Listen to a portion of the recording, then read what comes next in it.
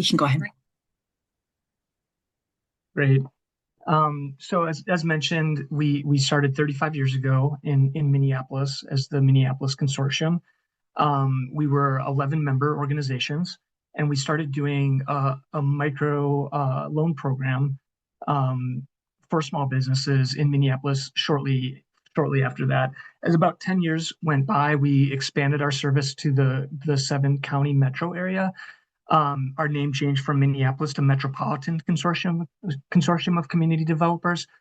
And in 2011, we launched the Open to Business program. And so the Open to Business program is an economic development program of MCCD, where we as an organization have a team of professionals that provides technical assistance and access to capital to members of the community that are in an underserved area, and that can be any number of different categories of client. Generally, what it is just folks that just don't have the same resources that could go into a bank and get a loan.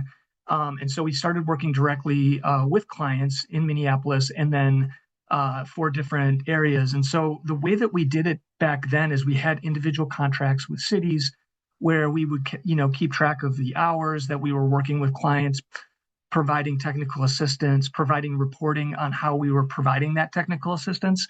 And as that went along, word kind of got out that we were providing these valuable services to small businesses, because what we were seeing was, as many of you see in your work, is just people with great ideas. They know their skill, they know they know their business, but they don't know kind of the technical aspects of running a business. And so we came in and kind of filled those gaps and helped fill those gaps between our own kind of professional experience and then our connections within the community.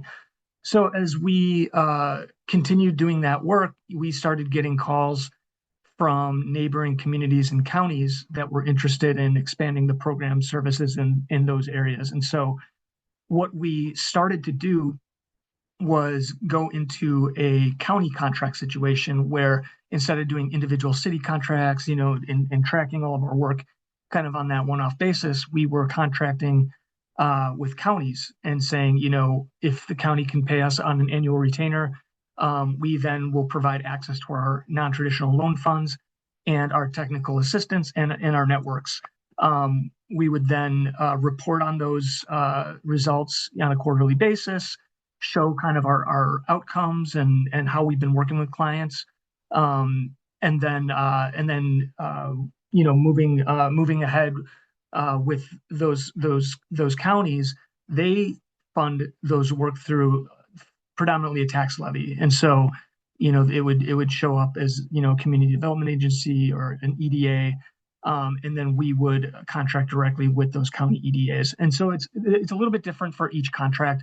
Sometimes the county pays for the entire service. Sometimes the county splits it with some of the cities in their counties. But altogether, we are in these contracts where we deliver these services throughout the Twin Cities. And right now we're active in the 7 county metro, and most of our business is kind of concentrated in the Minneapolis-St. Paul area, but we are technically in 141 suburban communities, and now expanding statewide in some of the work that we're doing, which Electro can get into here. Thanks, Tyler. So again, in a large part of the evolution of our service offerings came through having those conversations, both with our partner organizations, kind of really looking for themes in what we were running up against with client inquiries, following trends in kind of broader economic development happenings, and convening both members and other entrepreneurial ecosystem actors to really understand what was missing. In 2021, just shortly after MCCD had an executive leadership transition, our new CEO, or new to us CEO, had come from a background where she was leading community wealth building programming at an organization that was an intermediary organization and supported cooperative development. So in having that kind of lens, the part of our strategic vision as an organization expanded, and um, it became a part of our thinking about how do we normalize and kind of broaden the the range of ownership options to be hospitable to kind of a more just and inclusive ownership economy. So, in doing that work, we expanded our services to start including support, providing support and capital to shared ownership businesses. So sometimes folks are like, well, what are you referring to when you're speaking about shared ownership? And for us, we're really focusing in on cooperatively owned businesses, primarily worker-owned cooperatives or employee-owned cooperatives, commercial community land trusts, and real estate investment cooperatives. So in 2021, MCCD kind of started working on its first financing deal for a community-owned grocery store in one of the metro-based counties. That work kind of set us off on a learning, outreach, and education track to really help lawmakers in particular and state agency staff understand that there was a key and kind of critical opportunity that was ahead of our community and for many communities across the U.S. where baby boomer business owners are starting to think about what's going to happen to their business and whether or not they have the same kind of appetite to continue down that track. Whether retirement is imminent, they want to do something different, perhaps they want to sunset their business, perhaps some of those costs are making it a little bit less of an attractive proposition. There are a number of different things that are on business owners' minds these days. But what tends to be less accessible to them is what do I do about that? Who are some of the partners who are equipped to talk to me about business succession, transition, exit planning, my range of options when it comes to what I want to do with selling my business. So we spent a considerable amount of time educating folks about some of those opportunities, and in working with some of our partner organizations, really helped introduce the idea that shared ownership is a underutilized and quite viable solution for business transitions, new starts, and growing businesses. But really, what was missing in the ecosystem was additional technical advisory capacity and shared ownership friendly financing. And really, what we're looking at there is to kind of eliminate some of the more traditional credit analysis metrics that are used or some of the tools that are used to help minimize risk on those deals. So for our shared ownership lending, we were really engaging them in what for them was a bit of an experiment to eliminate the need to run personal credit checks or require personal guarantees on our lending. There were a number of other features that we wanted to include in a pilot program, and we got to a certain consensus point at the time when the bill was passed, but essentially we came back to the legislative session this year and made some additional refinements. So those refinements included making up to 15% of loans for borrowers in good standing forgivable. And again, to reduce the minimum loan size. Originally, the pilot program passed, securing about $3 million for our shared ownership loan fund and some additional technical assistance capital. Was really at 50,000 to 300,000. And we saw that there were some borrowers that just needed, some smaller increments. Perhaps it was equipment purchases that they wanted to make or some other things like that. But essentially, this program represents the state's commitment to investing in more culturally responsive technical assistance and really flexible low interest financing for enterprises that really need it, but also where we can make a difference in advancing racial and economic equity by really focusing on the borrowers that are most on the margins and stand to benefit in very different ways as we work to close the racial wealth gap in Minnesota. That same year, an opportunity kind of came up with the Minnesota Department of Human Services where they had done some surveying work to understand what factors were contributing to the workforce shortage in the direct care industry. Additionally, they were looking to try to find some innovative solutions to just handling the care crisis differently. And for about a period of 5 years, they had experimented with a number of different things. And after coming across some research, they had learned a bit about worker-owned cooperatives as, a newer to them approach for inviting in more career mobility to challenging some of the issues around persistent low wages, underemployment, lack of predictive scheduling, different things like that, by putting employees in the driver's seats themselves. So they had presented a request for proposals, and MCCD was one of the only organizations that signed up to really step into this role to kind of test out a sector-based strategy, really concentrating on an area where employee ownership could do quite a lot of good. And this program pilot just sunsetted. We're wrapping up our last bit of work there. But through that pilot, we were able to stand up 5 new direct care businesses employed by the caregivers themselves.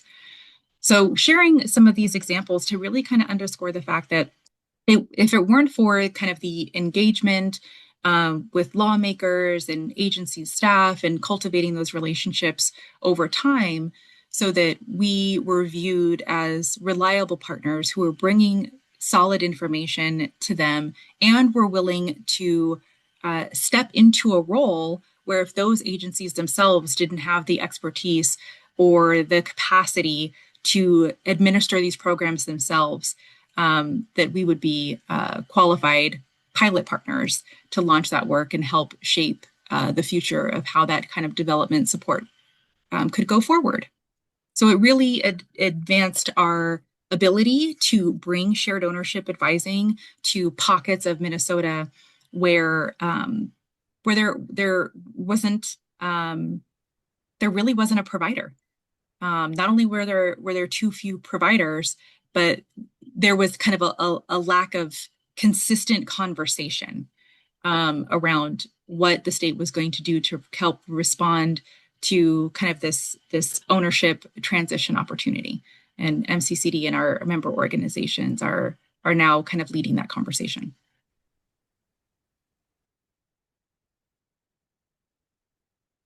Great. So I can jump in here and talk some of the program features of our economic development work through the Open to Business program and shared ownership.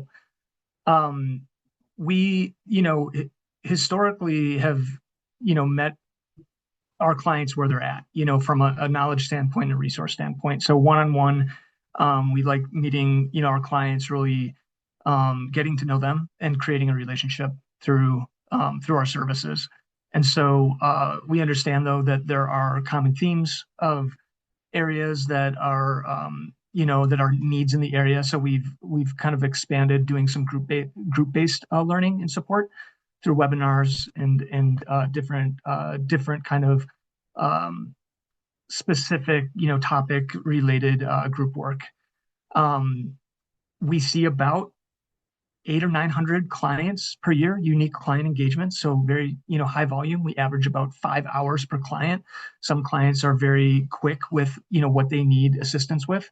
And then some we've got longer relationships where it spans over the course of several years, and we're really kind of a trusted advisor. And so again, it's free to the entrepreneur and the community groups that we work with through our partnerships in local government and the state of Minnesota. We get some of our funding for our business advising through the state of Minnesota as well. And so we get to pass that savings on to the entrepreneurs. They can meet with us as long as they would like. What we try to do is find out where their gaps are, how we can help them assist fill their gaps. And we have a whole team's approach too to approach it. We've got different, professional experience on our team. We've got some different strengths that we can really link up, the right kind of support for our clients. As I mentioned, workshops and webinars. Just a few examples. Legal is a big kind of gap and expensive for startup businesses that are under resourced. And so we partner with the University of Minnesota Business Legal Clinic to provide webinars, Q&As, to help folks get set up with some just brief legal help that they don't have to come out of pocket for. Access to capital is another one. Entering the lending arena for the first time, and not having gone to a bank or a nonprofit is kind of a scary thing to not know exactly how to approach it, what questions to ask. And so we do a biweekly lending information session. So we give a background about what non-traditional finance is as a CDFI, and then how folks can best prepare, themselves to apply for a loan. And really, it is both to kind of pass the information along, but also to create a relationship and a place where people feel comfortable going and talking about something that's not always comfortable to talk about. We also, support businesses in all stages. What we've seen is, most of the clients that we see are earlier stage businesses, or maybe have been through a few operating cycles. The more mature businesses that come to us either have a unique challenge or an opportunity. Um, but a lot of it is, I'm starting a business. I just need to be pointed in the right direction. And so we have a lot of, wide variety of different types of businesses and different stages of the business. But it's just typically like if you have enough resources to have your own HR group or your own marketing, that's not really where we're supporting. We're supporting folks that may not know all the different things that they need to have to start their business, or what things they need to have in place before they take out a loan or something like that. And so, along with the lending, which I'll talk about in a little bit, it's just the TA that leads up to the point where you're ready to capitalize your business, and then the ongoing TA support that goes on after that.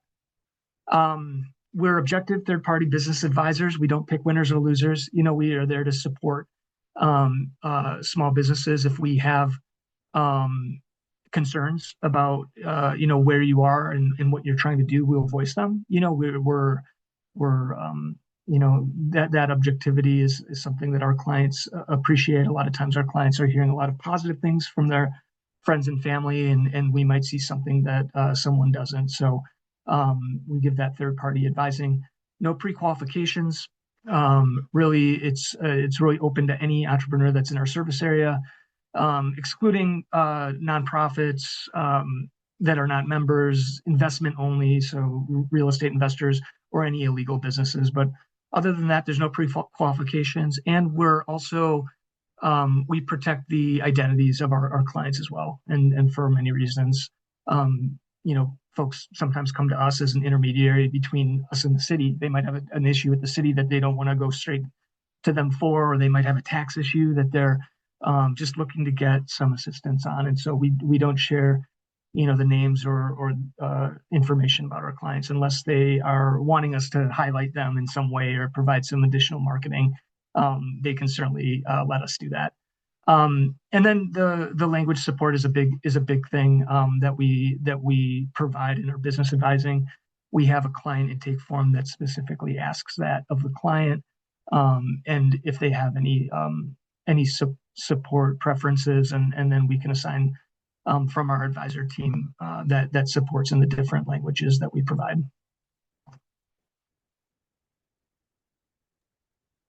So we won't spend a whole lot of time here since we'll move along quickly, but this is a bit of a snapshot about kind of what's included in our suite of services around no-cost business consulting. Tyler mentioned that the confidential nature of the coaching is kind of a critical aspect about it, because we're really kind of turning over lots of tender stones in a person's kind of business development journey, and kind of getting into the psychology of who they are as an entrepreneur or an entrepreneurial group.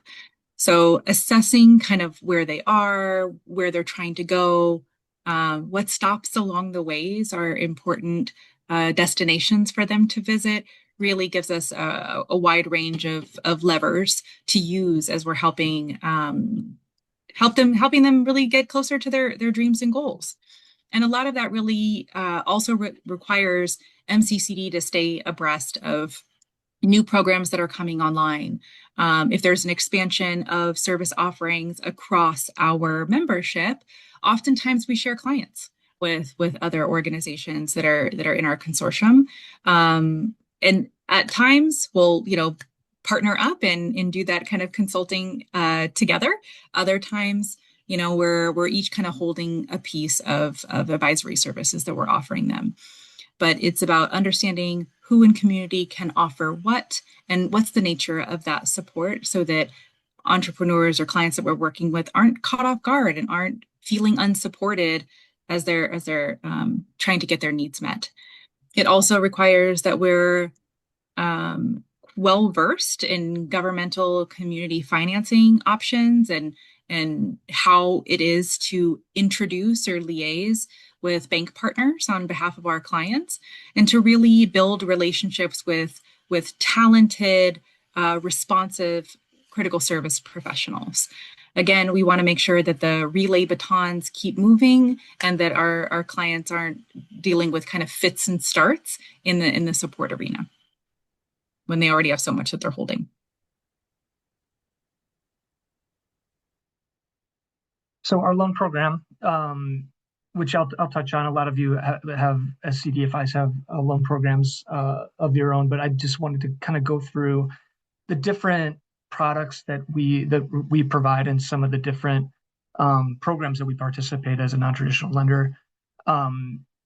We have credit builder loans, which are basically individual loans. These are not necessarily business related. They're to individuals to help educate and build credit through small loans that are repaid at no interest over the course of a year. And we partner with our credit education nonprofits to provide training, and we are the ones that are then referred to give the loans. And that really has been an effective way for people to learn about credit and to build their credit scores. Our microloans are, up to 50,000. They are, kind of approved in-house. And then we can grow our loans up to $350,000. And so, not a huge number, but, as we are providing direct financing and gap financing, that can be a real reason that a deal would go through. And the shared ownership fund also up to 350,000. And so we do the direct lending, a lot of startup lending, a lot of lending where clients will come to us and say, the bank said, no, not ready, don't have any operating history. And then we also partner with those local community lenders mostly to provide the gap. And so like a lot of times they'll, have like a 7A loan that they can do 70% and there's still an equity gap. We can come in and do subordinated financing of that gap, whatever that might be.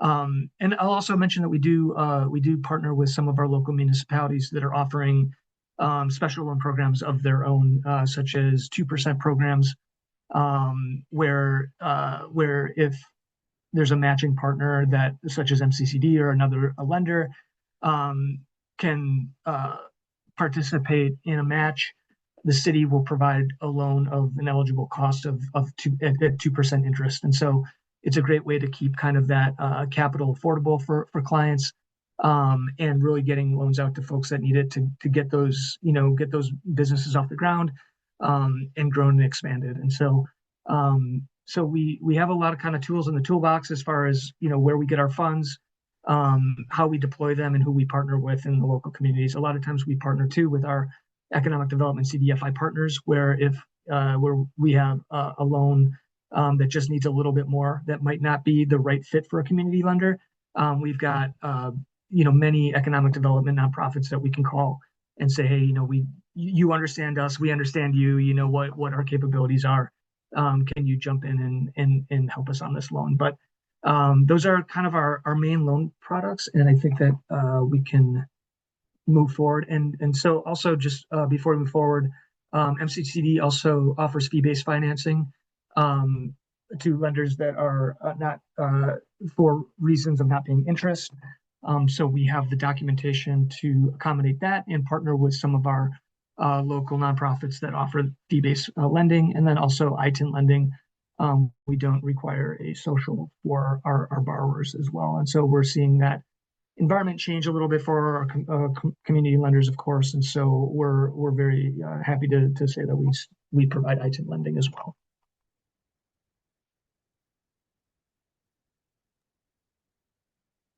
So this slide kind of goes over some of the terms on our loans. One of the things that we'll kind of highlight is that you'll notice that our rates are quite low. And that is kind of born out of a value of ours to help the communities that we serve retain the wealth and the value that their labor is creating. And in some ways to encourage our member organizations to also, charge rates that align with the goals that we're all trying to accomplish.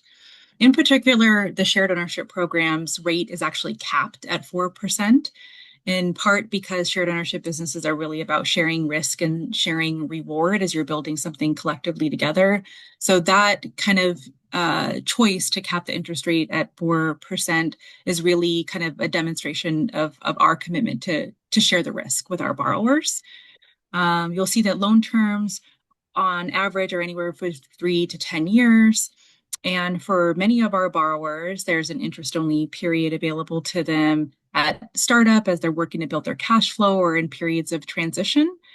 Real estate loans can be amortized upward of 25 years, and really we're charging about a 1% origination fee.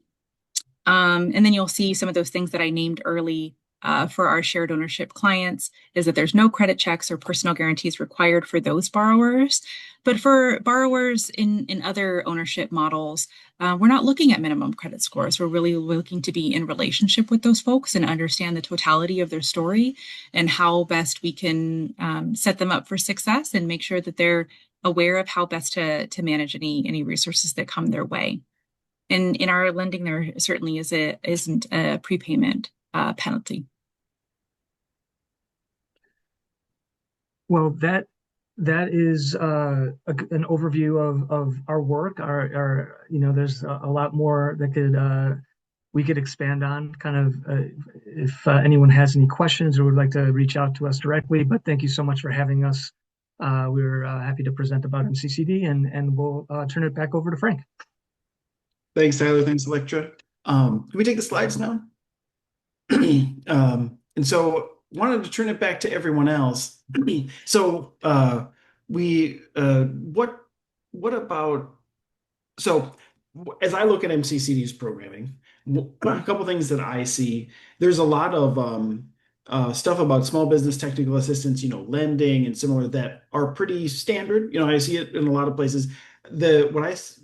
Two pieces of it that I think to me are unique are the partnerships with local government that Tyler had described, as well as the shared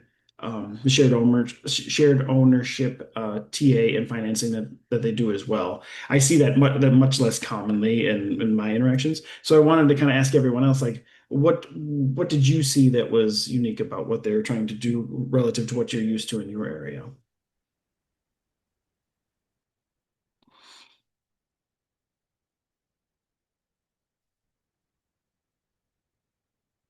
Anyone? It's a peer learning. And we had some pretty good questions earlier.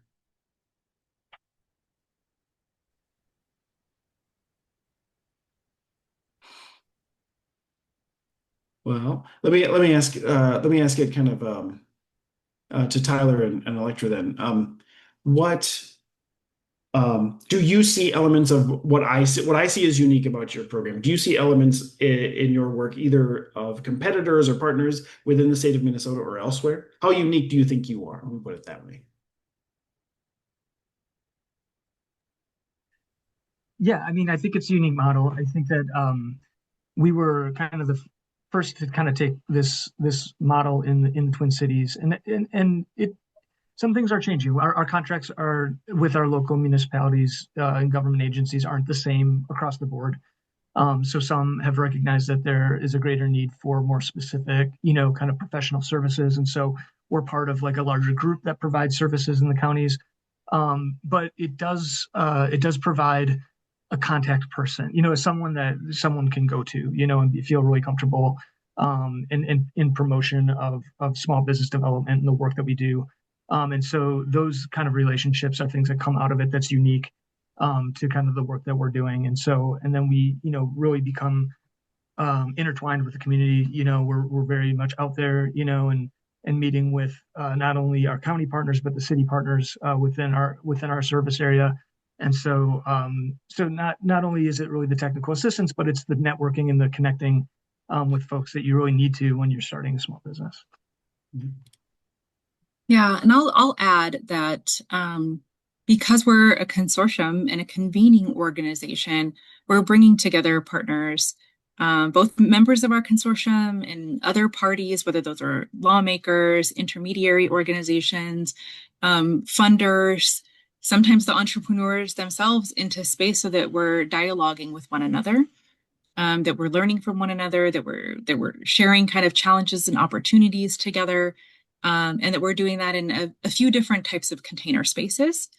Related to shared ownership, one of the things that makes us unique from some of the other partners that are in the space is that there is one of the country's leading shared ownership lenders, one of the largest and oldest shared ownership lenders, is actually based right here in the Twin Cities. But what they don't do is provide in-house technical assistance. That is a very new aspect of their work. And the kind of other actors in this space, they don't have lending capacity. One of them is able to provide grants to clients that they're working with, and others provide fee-for-service consulting. So our approach has to be bringing all of those supports in-house, so that it really becomes a more seamless process for our clients. But also, I can't say enough about what a gift it is to have that advocacy capacity in-house, because when we're running up against some challenges that our clients, kind of regardless of what walk of life they're on, is that it gives us some tools and some relationships where we can action and react to things in a different way than some of our peers can.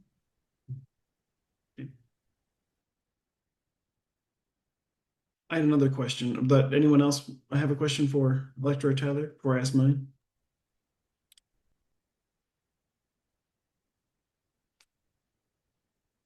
Okay. Oh, so I had a question for you. I got to imagine you're working with units of local government. And you're in a lot of members and other partners. There's a lot of interests that you have to try and manage. How do you keep? I can imagine that taking up a lot of time and money.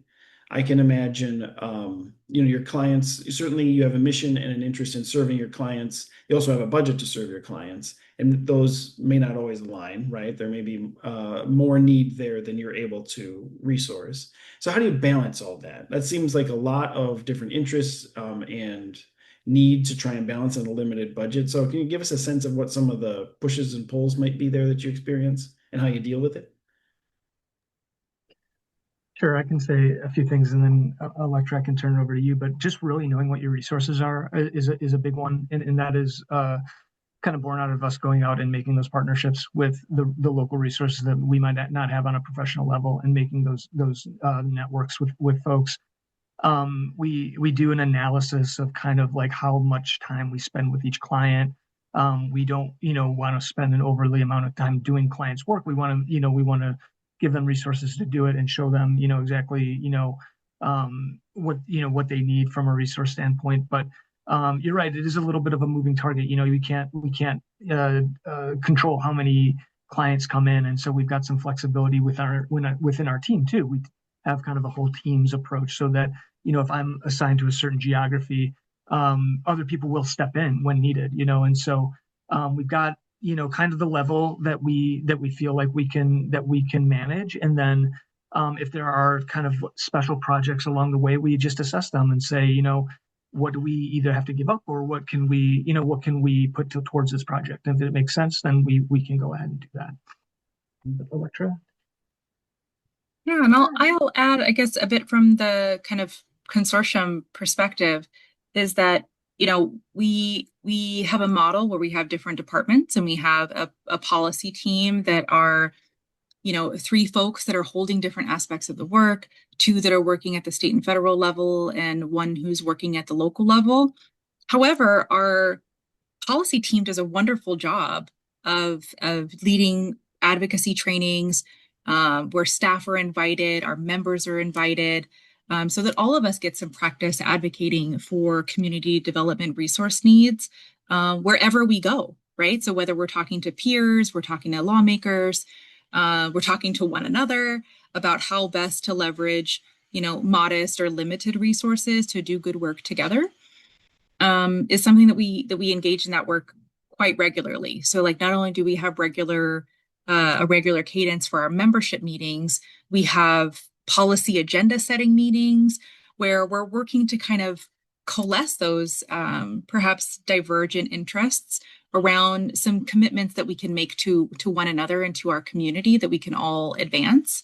And sometimes there are some areas in which that doesn't go quite the way that we hope. And that's just kind of the nature of working in coalition. And some folks step up, some folks step back, and some folks step side to side.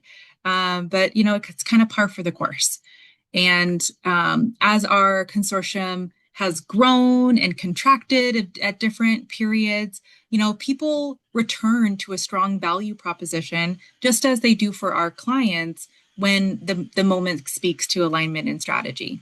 So we're kind of reinforcing that message with our client is that, your target market might need a certain something, and then all of a sudden the winds shift and you kind of have to react and be nimble in that way. And the same thing is true for our work as, CDFI and consortium. Wonderful. Well, we are at time. So thank you, Electra and Tyler, for sharing your expertise and your passion with us today. Um, and and if you wouldn't mind putting your contact information in the chat, I know it was on the slide earlier, but in the chat would be good too for everyone.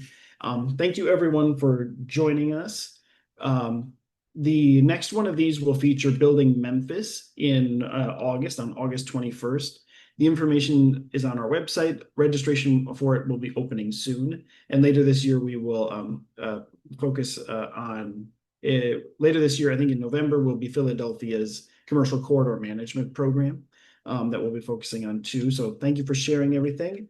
For examples and programs like MCCDs and others, if you want to learn more, we do have a conference coming up in October, People and Places. The registration is open for on our website, so there'll be a lot more to learn there too. Even more than learning about programs, meeting new people to make this work feel less isolating and to remind ourselves that we're not in this alone, as hard as this work may be, and as isolating as it can feel sometimes. We are not in it alone. So thank you for being here today. We have our closing survey, right? We're losing folks. I should have done the survey first. It'll pop up as people are exiting. Okay. Oh, it pops up as people exit. Okay, great. Well, you won't get away without the survey then. Good. But thank you for taking a minute to fill that out. Any comments are welcome. So thank you, everybody. Have a great Thursday, and we will see you in August. Thanks for being here, folks. Thanks. Bye-bye. Thank you. Don't forget to register for People and Places.